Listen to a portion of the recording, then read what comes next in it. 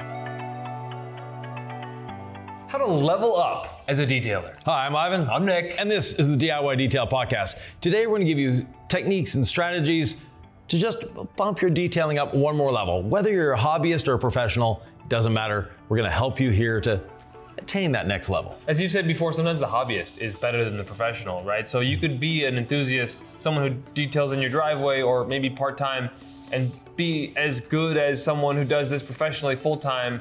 It's not to put down the professional, it's to say that you can be a really good detailer no matter what your title is. Right. You don't have to be a professional detailer. Professional detailer to me just means someone who's getting paid to do it.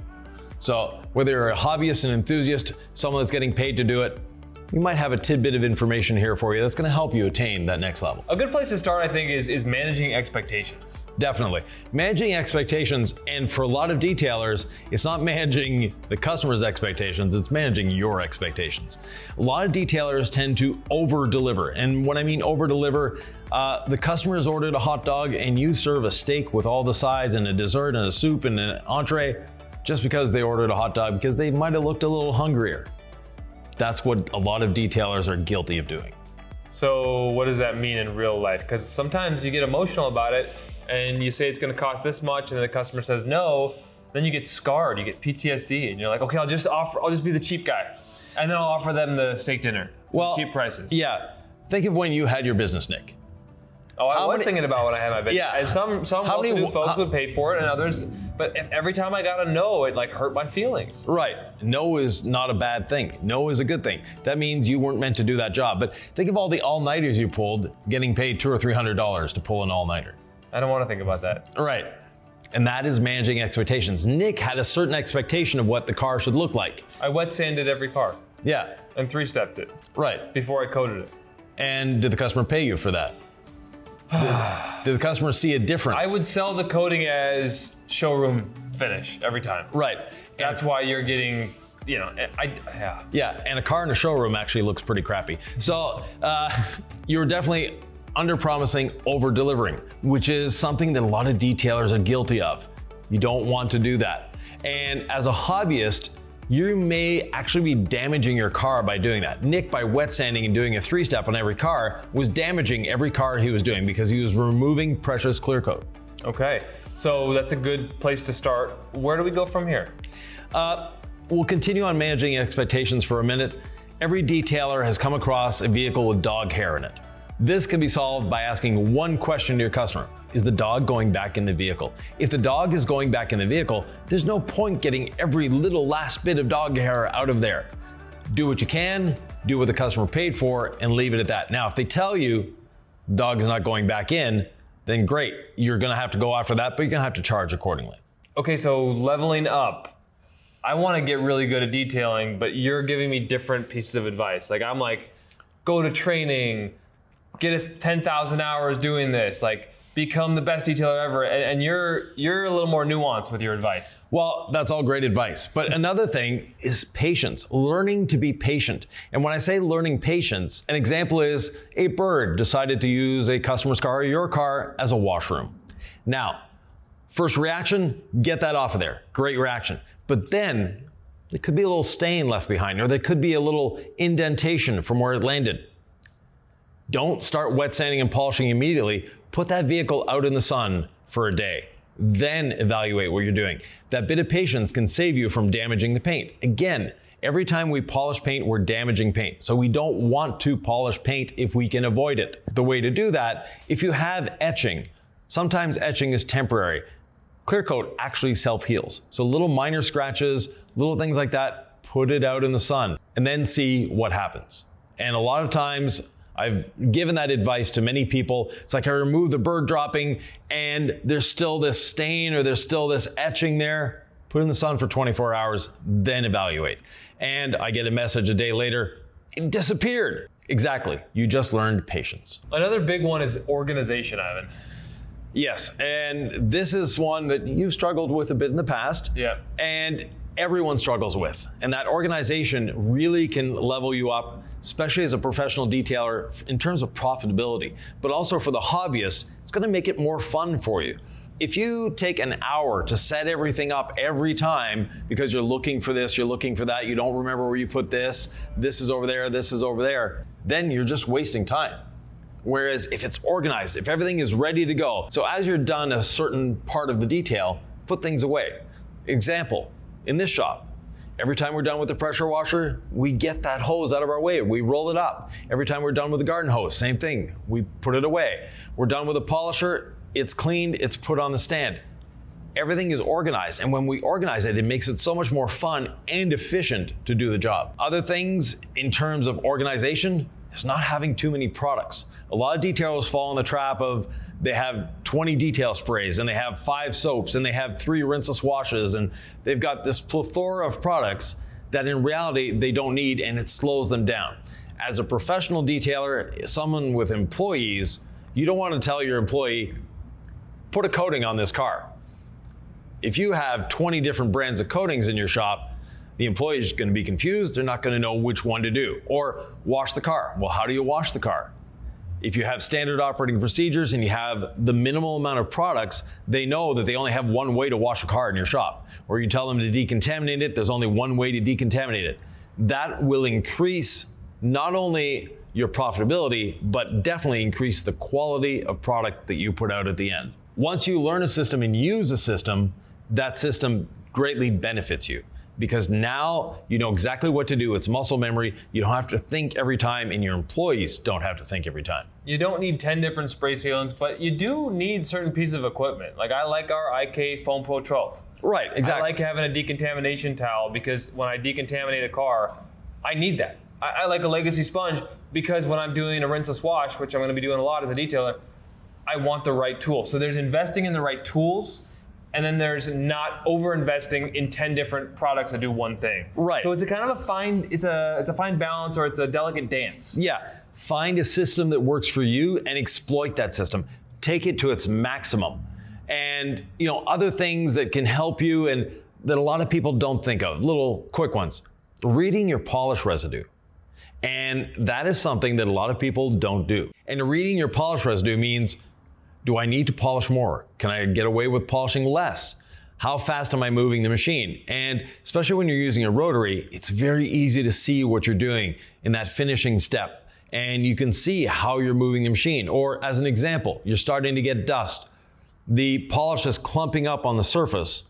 Stop polishing. You're wasting your time if you're polishing any more. When you get dust or that, it's time to clean the pad, reload it with new polish. It's little things like that that are going to save you an immense amount of time. It's worth noting that if you have any doubt about what he just said, just clean your pad more often. Yes. Clean your pad more often, and it's going to have fresh abrasive. It'll cut more and more efficiently. It takes a while to figure out what clumping looks like and what it feels like when it's a little grabby versus when it's smooth. It's not hard, but it's like, okay, that comes from experience, and Ivan's trying to help me simplify. When in doubt, just clean your pad out. Right, and cleaning your pad does not mean blowing it out with a compressor. It means using a pad washer, cleaning the pad with a bit of rinseless wash in it, spinning it out so you're getting the excess moisture out. You want a damp pad, you don't want a wet pad. You spin it out, you get the excess moisture, apply your polish to the pad, and then start polishing again. That sounds like a lot. It takes me less time to wash my pad than it does to describe washing the pad. And once you learn to polish with a clean pad, basically you have a new pad every time. And that new pad performs the same every time. You're able to read how it's feeling, how it's doing, much better than, I do like 2 panels before I take the pad off and clean it. No, never put clean polish on a dirty pad. Once you start adopting that, you'll never go back. A few things that just came to mind as he was talking. Find a mentor, go to trainings, join a Facebook group, or be a part of a detailing community. Definitely. And we have a great Facebook group, almost 60,000 people there. Our Facebook group is a lot of fun. There is no such thing as a stupid question. And if you get a rude answer, there's a good chance that's the last time you'll see that person in our group. Ivan, it's easy to feel big feelings. It's easy to follow the herd. Yes. But one thing that you have talked to me about a lot is using logic as a detailer. What do you mean by that? Well, I do a lot of research and development. That's my primary role here at DIY Detail, and it was my primary role for other companies as well. And in research and development, we don't go by emotion. We don't go by feelings. We don't go by thoughts. We go by numbers. We go by how things actually work. And a lot of people will say that, a rotary cuts faster. Well, actually, if you do the math and you actually do the testing, a 25 millimeter DA cuts faster than a rotary, using the same pad, same polish, et cetera, et cetera. But people have this emotional reaction when you tell them that, because they've heard from other people, but they actually haven't done the tests themselves. We have people that tell us every day, oh, I don't use a clay towel, it's gonna scratch. They haven't actually tried it. When you actually try it and you use the methods that we teach, you're gonna see it doesn't scratch. This car behind us, we just finished decontaminating it. We used a clay towel on it. There's no marring on it, there's no scratching on it, because A, it was a well-maintained vehicle, but B, the way we teach to do the system, it is a system and it works. But when someone says a DA doesn't cut as quickly as a rotary, but they've only used an 8 millimeter DA, of course it's not gonna work. But logically, if you look at the numbers and how everything works, it does work. Another example, iron remover. A lot of people will waste a lot of money and a lot of time by spraying iron remover all over the car. They spray it on the car, they let it dwell, it bleeds, there's red coming off of the vehicle, then they rinse it away.